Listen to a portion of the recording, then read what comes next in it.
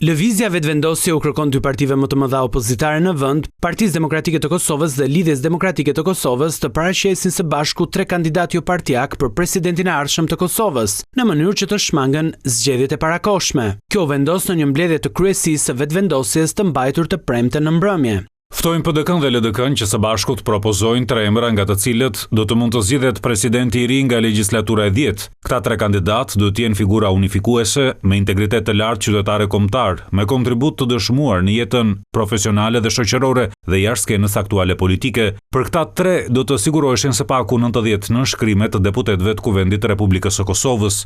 Vetëvendosja thekson në deklaratën e bërë publike pas mbledhjes së kryesisë se do të tërheqë kandidatët e vet, zëvendës kryeministrin dhe ministrin e jashtëm Glauko Njufca dhe deputeten Fatmire Mulhaxha Kollçaku nga gara për president, nëse 2 partitë opozitare i sjellin 3 emrat e kërkuar. Me atë rast paraprakisht do të tërhiqeshin nga kandidatura zëvendës kryeministri dhe ministri i punëve të jashtme dhe diasporës Glauko Njufca dhe deputetja Dr. Fatmire Mulhaxha Kollçaku. Koha është e kufizuar, për shkak të afatave kushtetuese presin përgjigje nga subjektet opozitare deri të dielën në mbrëmje. Një zgjidhje duhet të gjendet sepse ajo është e mundshme.